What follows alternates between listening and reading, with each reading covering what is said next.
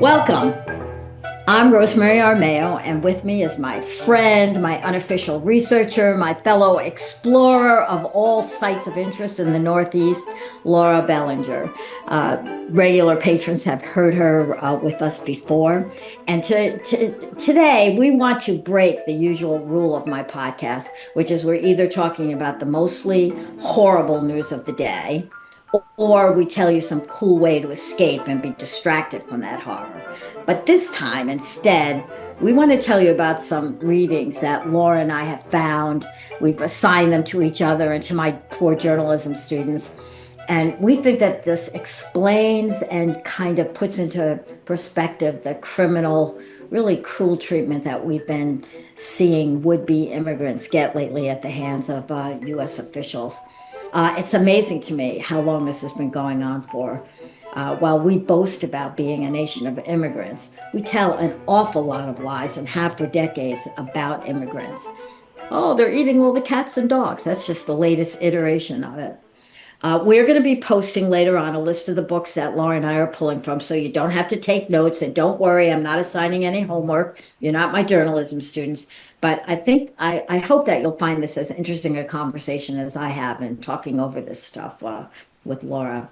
So, Laura, we have to start, I think, with the idea of othering, which you discovered in Isabella Wilkerson's amazing book, Caste. As you once told me, that book explains everything. Yes, somebody recommended it to me, and after I read it, I thought this should be mandatory reading. It explains so much, and she compared, I guess it's a natural human emotion. I talked to somebody else about this, to want to hold yourself above somebody else. So you think, oh, at least I'm not at the bottom. But to not the worst. Yeah, but to take, or the poorest, or the least educated, or whatever. But to take that human frailty and turn it into laws is so distressing. So she compares the Jim Crow laws of the United States with how the untouchables are treated compared to the Brahmins in India, right? And how the untouchables, their shadow can't even touch a Brahmin. So if they're on the same sidewalk, the untouchable must leave the sidewalk and bow, lest their shadow even touch the Brahmin. Mm-hmm. And compares that also to the laws for the Jewish people in Nazi Germany. And interestingly, Hitler learned a lot about how to treat Jews by looking at our Jim Crow laws. I never knew that until I listened to a recent documentary. So this is not specific to the United States, right? But we've not pulled away from it. We've bought into the whole idea of caste. Yeah, and it's all just made up, depending who you are in the United States or India or then in Nazi Germany. It's just made up. And so the result is that it's easy to hurt these people, to stop them. Because there's something less than human when you turn them into another person. Yes, yep, they're less than human when you other them, which was also true in The Four Winds by Kristen Hanna. Talk a little bit more about that. That was when the combination of the Dust Bowl and the Great Depression, and people had to leave the Midwest because the livestock died, their crops died, traveled to California to be migrant pickers. And these were white men, women, and children, and American citizens.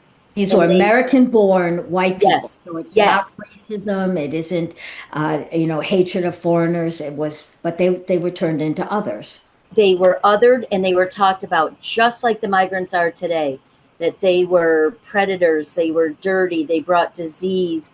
The landowners and the politicians, just to make hay for themselves, told Californians to blame all their problems on these migrant pickers.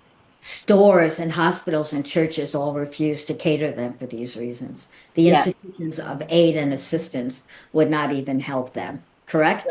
Yes, that's correct. Okay, I want to bring up another book here, which has been, the two of us have read and have used over and over again. That's Fever in the Heartland, which is a history of the KKK. Now tell us how that fits into this discussion about immigrants. because it was the rise of the KKK in Indiana in the 1920s. And again, D.C. Stevenson was the Grand Master, and he Grand was Wizard. just Yeah. Grand Wizard, and he was just a poor drifter. And he used othering to become a grifter. And the KKK, people associate them with lynching of and harassing Black people, but they also harassed Jewish people, Catholic, German, Italian, and Irish. And they actually influenced the prohibition laws because the Italian, German, and Irish usually congregated at pubs. Right. And the Their meeting KKK, places were saloons. So yes, and so the it was KKK didn't want them congregating. so the KKK was in favor of prohibition because it was a way to stop others from gathering and from Yes, polluting each other. Unbelievable. Unbelievable. yes, yep. Um, you also found that landowners and politicians at this time were blaming the others. It was very easy to blame them for problems in the country. That's similar to what we have now. Any Yes. trouble at all that Yep. can be pinned on immigrants, that's the person to blame. Yep. Even if it's an American Okie in Yeah, California. yeah. Even Yep. if you're not a real refugee or an immigrant. Right.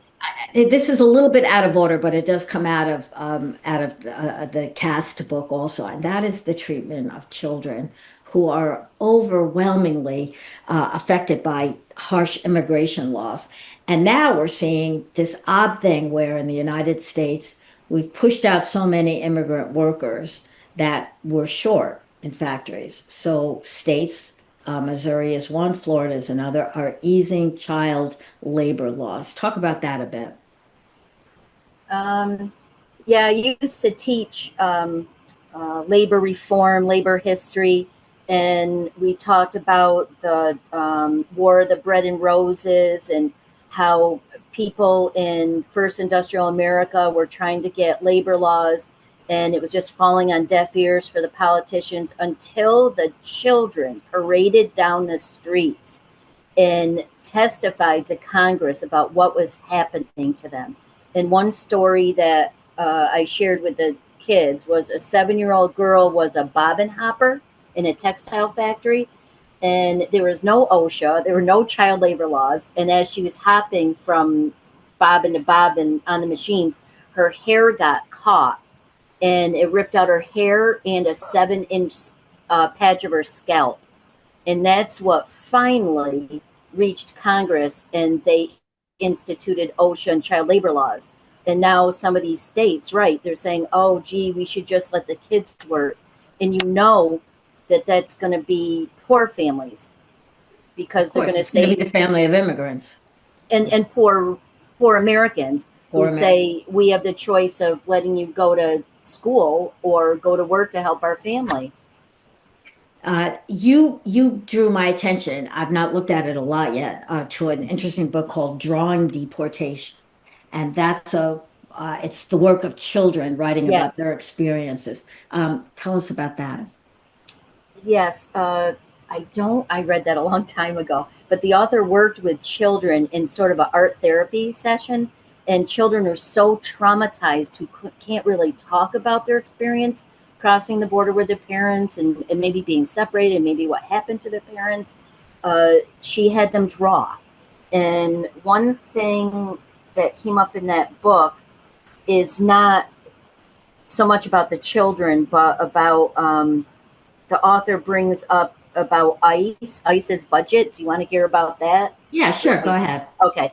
In that book, the author says 5 months after ICE's establishment in 2003, they got a 200% increase in their budget.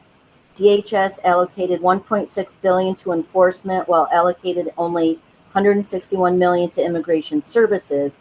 And by conflating immigration with criminality, lucrative for-profit detention centers have been created. In 2019, DHS allocated 2.7 billion to detain 51,000 migrants, double the 2015 budget of 1.3 billion.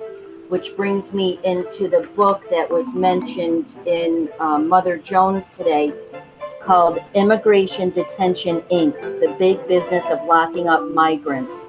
And I put that under the category of follow the money.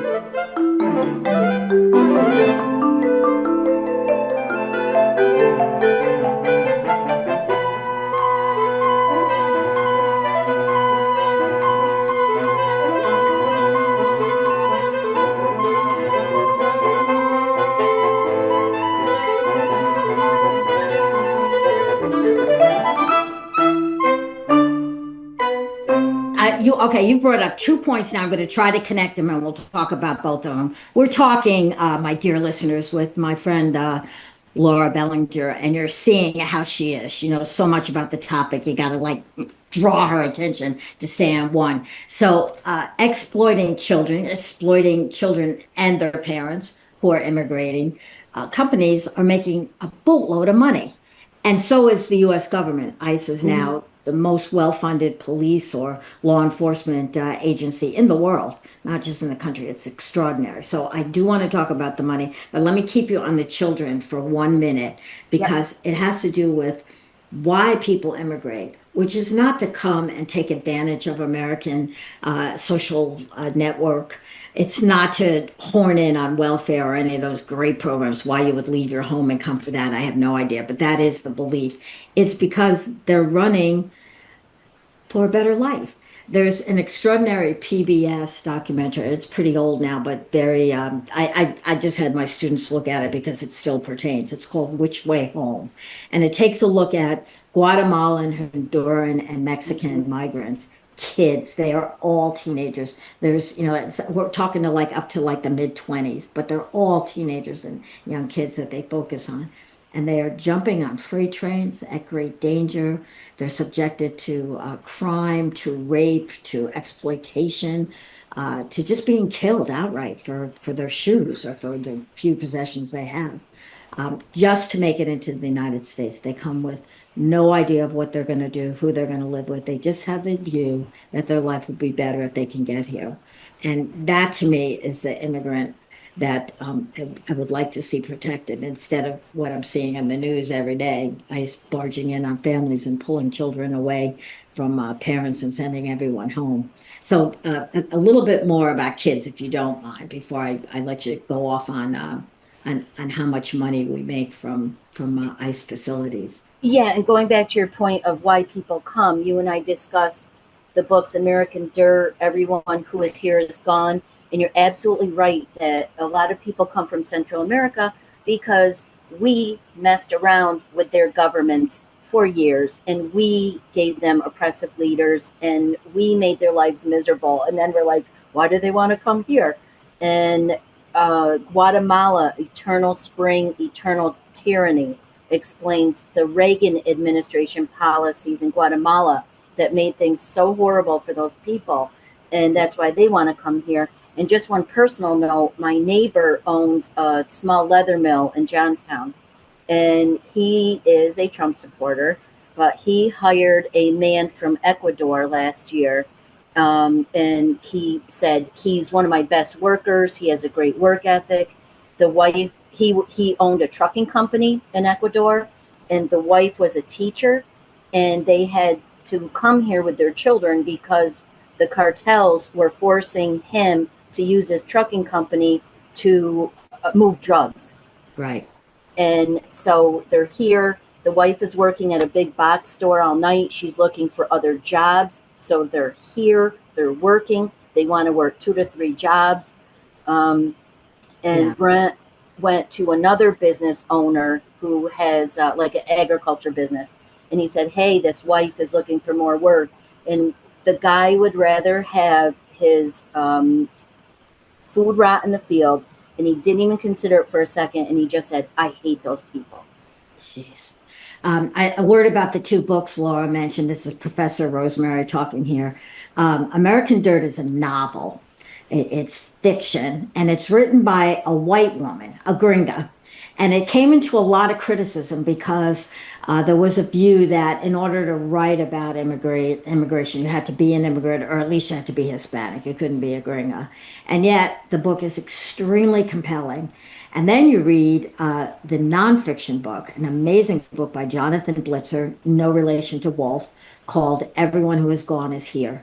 And basically what he did was research this, did the same research as the author of American Dirt, and it's all true. Everything she wrote about in the novel is absolutely true, and he looks at systematically what is happening, as Laura was just talking about, in the home countries that compelled people to want to get out. So the United States now stopping immigration. We don't want any immigrants here. We have the lowest allowable level of legal immigration in history right now. That's thank you, Donald Trump, and that comes from the same country as we're cutting out people. We are the ones who are propelling people to want to leave their homeland, and it's become unfashionable now even to talk about working back in the home countries to improve conditions. We used to talk about that, say, oh, we'll improve things back in Honduras and Guatemala, and people won't want to move. We don't give foreign aid now either. We cut all that out too. So to me, we seem to be boxing in people more and more. Do I have Laura, do go I have ahead. I'm time to go sorry. back to the children? Pardon me? Do I have time to go back to the children? You do have time to go back Okay. to the children. Yes. So I think I sent you my notes where Hyundai Motors in Alabama. So Oh, yeah. I meant to ask you these about that. yeah, these red states that are like, oh my God, immigrants. They knowingly have children working in that factory, that car factory. And Packers Sanitation is a food processing. They keep getting fined over and over for children working there in terrible conditions. Ben and Jerry's was actually cited, and I believe one of the founders just let He quit. it's you owned by Unilever now, but Yeah, they sold it a few years ago, but one of the owners, I can't remember if it's Ben or Jerry, I think it I was. can't either. But now he, he wants we have nothing to to do do with research it. on that. But he left because He he felt left. his voice was being just quieted, silenced. Yes. And Yeah. then New York Times came out with a pretty explosive series a couple years ago called Alone and Exploited. And it's about all these migrant children basically being trafficked.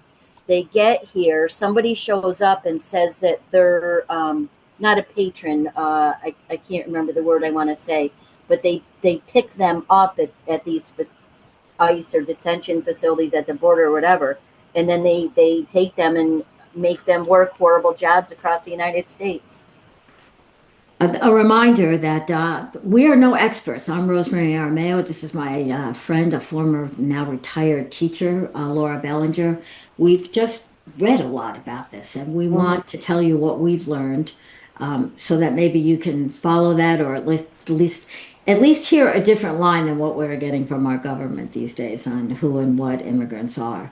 One of the arguments I always get from people when I put forth my bleeding heart liberal view that we are so much better off as a society when we allow immigrants in is that, well, my parents or grandparents were immigrants too, but they came in legally. It's hard to come into the United States legally right now. The rules are very tough.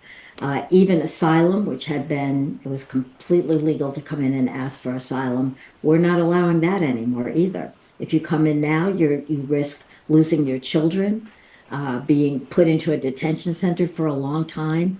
And that's if you're coming right through the ports of entry, declaring yourself and asking legally for asylum. So, do we even really have regular immigration anymore? No, No, that's a simple answer. I mean, I wanted you to expand on it, but yeah. that's the simple In answer. that book, The Truth About Immigration by Zeke Hernandez, Yep, go he ahead. basically says there is the whole system's broken, and there is basically no legal way to come into the United States. Even the H-1B visas, which were kind of high class, these were for people with special, unique skills that American industries want and need, they now have to pay a huge amount of money. It's $100,000 to either you pay it or the company who hires you will pay it to bring you in. So there is not even a legal way to come in if we definitely want you, if we pinpoint you as urgent. That to me seems really important to this whole debate. You can't say they're illegals as if a human could be illegal. I know that's woke speaking, but I am unashamedly woke. You cannot come into the country very easily and legally unless you marry Donald Trump. She didn't seem to have a whole lot of trouble, did she? And isn't Mitch McConnell's wife Chinese from Yes, she China? is. Yes, she didn't have any trouble coming in either. Right. Yeah. Um, And oh, I had a note somewhere that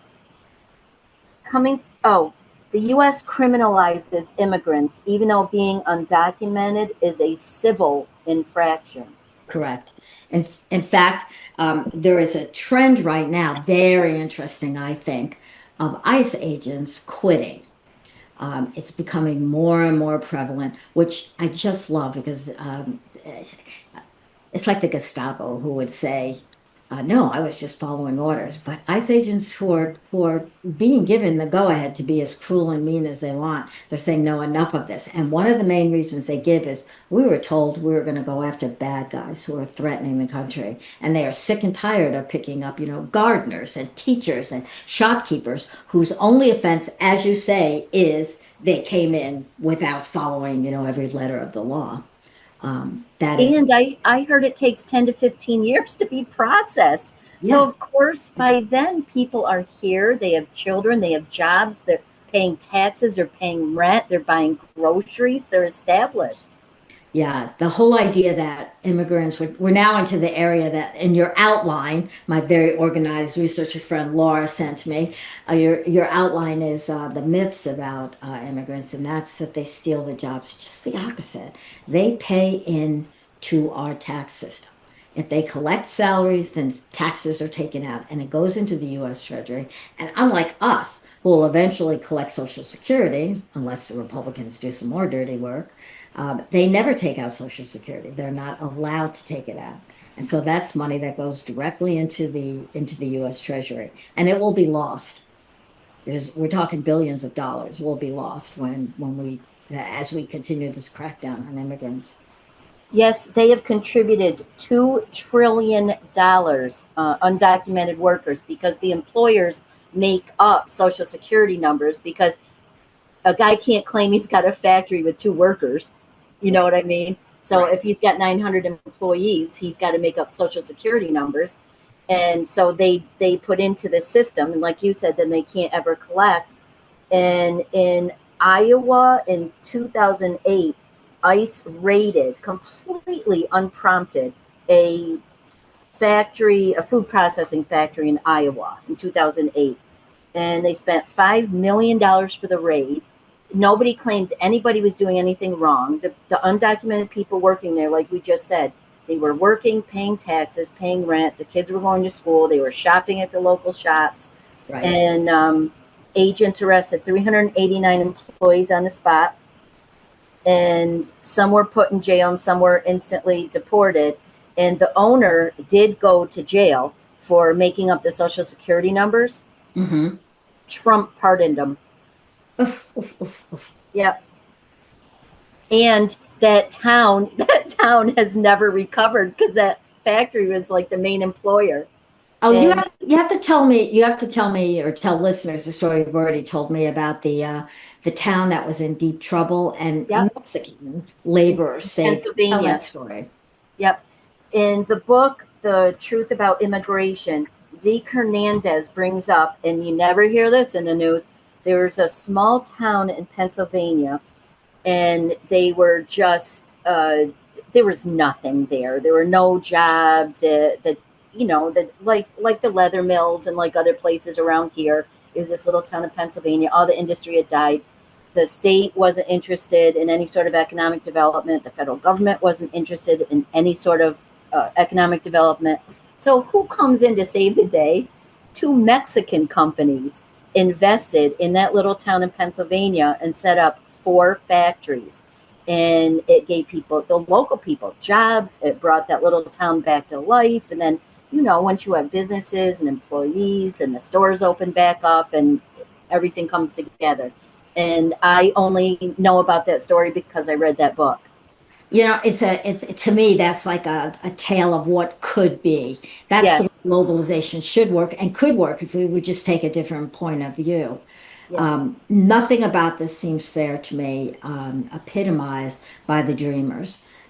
Young children brought into this country before they had any agency of their own. They're carried in literally in the arms of their parents, or they're brought in the bodies of their pregnant mothers, and then are born here. And Trump wants to get rid of all of them too, even though they're outstanding students. They have been amazing scholars and workers, and they are completely unprotected right now. They are at the mercy of the Trump administration right now. And you recently brought up the Nobel Prize winner. Oh, that's yes, in Albany, the winner of the Nobel Prize, one of the winners for the Nobel Prize in Chemistry, was a Palestinian refugee, born and raised in Jordan, and he came to the United States. Could not even get into Hudson Valley, which is a community college, because he didn't speak English and had no special skills. But the school did let him take courses. He wasn't officially enrolled. They let him take courses, and he was incredible. He was outstanding, and within the year, he was admitted. He goes then on to the University at Albany, and then on to graduate school, and he's now a Nobel Prize winner. And I posted that on Facebook as an example of Yep. just the riches that are there that we're just giving to other countries by this just insane immigration policy. And your listeners might be interested in viewing different documentaries about the Bosnians reviving Utica. No, I love this story, having worked in Bosnia. Yeah, go ahead. Please talk. Well, their Utica, I don't know how many years ago this was, but it was, the storefronts were closed and apartment buildings were shuttered, and they got this influx of Bosnians, and they just were industrious, and they opened all these businesses, and they reopened the apartments, and there are documentaries about how Bosnians revived Utica. It's a great story. Yes. Bosnians are amazing contributors in Clearwater, Florida. Um, uh, Serbs who came from Bosnia have remade Chicago. They're amazing entrepreneurs. They do very well in every country except their own. They kind of messed up in Bosnia, but as soon as they're welcomed into other countries, including Germany and Sweden, took in many Bosnians and have been exemplary, just amazing citizens to have.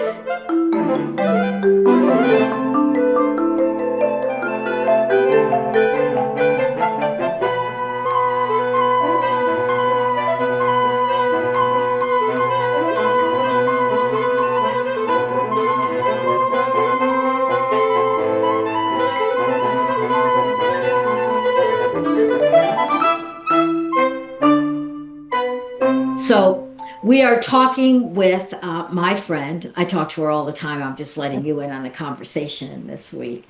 Laura Bellinger. She is retired and business she taught in high school until you retired. And we have made ourselves sort of self-educated experts on immigration. I don't think it's too far-fetched to say that we looked at a lot of documentaries and books and articles that we want to share with you. And I keep wondering if anybody could read this material and this data and come out thinking like Stephen Miller, who is cruel, I think, but not a stupid man. I just cannot figure out how he came to the opposite view that America would be much better off without a single non-native born person, that somehow it is worth the incredible expenditure of time and effort that we're putting into deportations. How did this come about? What is he thinking, and what am I missing?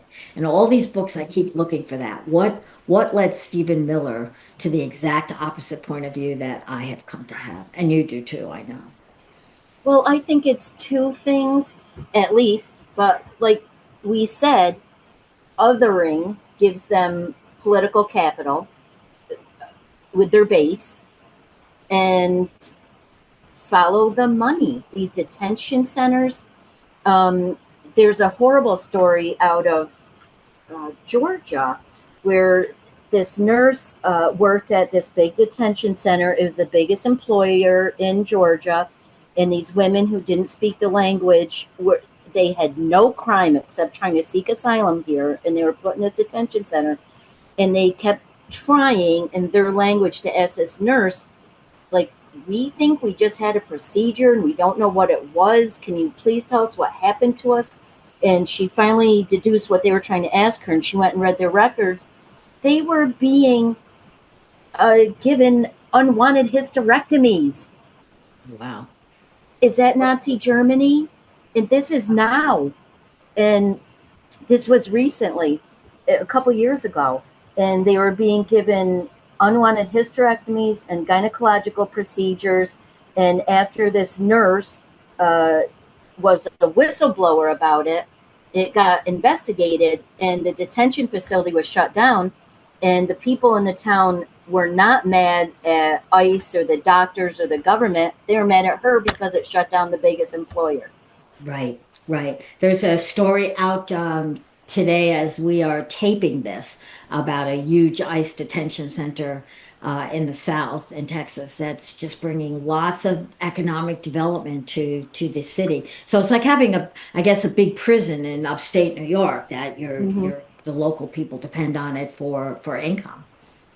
Yes, and today's Mother Jones that just came, I think it's Colorado. I don't want to misspeak myself, but yes, they had like a 750 bed Right. jail close a couple years ago, and now a for-profit uh, provider contractor is looking at it as an ICE detention facility. And since it's privately owned from the previous GEO, I think is the name of the private for-profit prison company, the town can't do anything about it, and it's totally polarizing them. And that made me think about upstate New York, northern New York. What have we closed? 3 or 4 prisons in the last Yes. Yes. 10 or so years? Mhm. Causing lots of local harm. The same thing happens with military installations. We've had to Hmm. keep open several, more than a few military installations no longer needed because they were such a big support to the local community. But to me, I think that following the money, I'm an investigative reporter. That just explains everything. And it also explains a little bit, maybe Stephen Miller, who is Hmm. going to be inclined to help the well-financed and Yes. very generous when it comes to campaign contributions, Hmm. prison and detention center industry. So Yep. This is all about private contractors.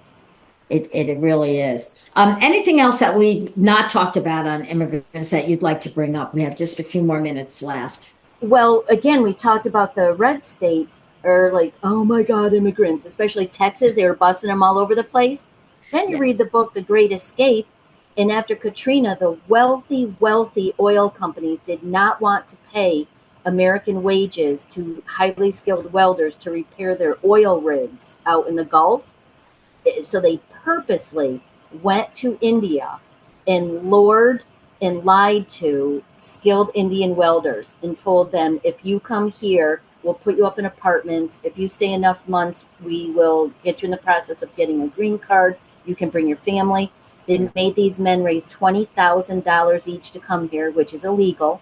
Yeah. Once they got here, they were not in apartments, they were in barracks. They were like 25 to a room or something. They were not fed as much as they needed. They were not allowed to leave. They could only leave to go to church on Sundays, but a guard was sent with them. Mhm. This is all true. It's in the book. And one guy got free and he contacted this Saket Sani, who is a labor organizer, Uh-huh. and he sounded the alarm to every politician, every lawyer, every judge, and nobody would listen to him that these men were basically imprisoned. And if a man would escape, the oil companies would call ICE to bring him back. Yeah. Yeah. So that's It reminds me so much of slavery. And as I've told my students, America has a schizophrenic policy when it comes to immigrants. It's please come. We need you to build our railroads. We need you to work our factories. We need you to do the most horrible work that we don't want to do ourselves. And then they do it. They're very successful. And then it's get out. We don't want you here. And they banned Chinese workers at one time. They banned Asian women. And that was because the workers were just fine, but if the women came, then they'd stay. They'd have families and stay. It's just an amazingly schizophrenic policy. I wish we had more time. We do not. You've been listening to my good friend, just a voracious reader. You've got like how many books you have going right now? Five, Laura? 6 or 7. Spreads them all over the house and her apartment, and then like reads them as she goes from room to room. And then I dump them on you. And then you dump them on me, and I have a backlog of reading to do. Laura Bellinger, retired teacher, and I'm Rosemary Armao. We end our programs with a toast, and I do have one tonight. So I'm going to reach for my glass here, Laura, my all-important glass, and say, this is a toast to the immigrants, the migrants, and the displaced people of the world who are running from violence, war, poverty, and discrimination. And I hope you find refuge and peace. Not in America, then in a country more enlightened and less cruel than we are. I also am going to take a sip here in the hopes that we in this big, rich country will finally come to realize how much immigrants enrich our society and our cities.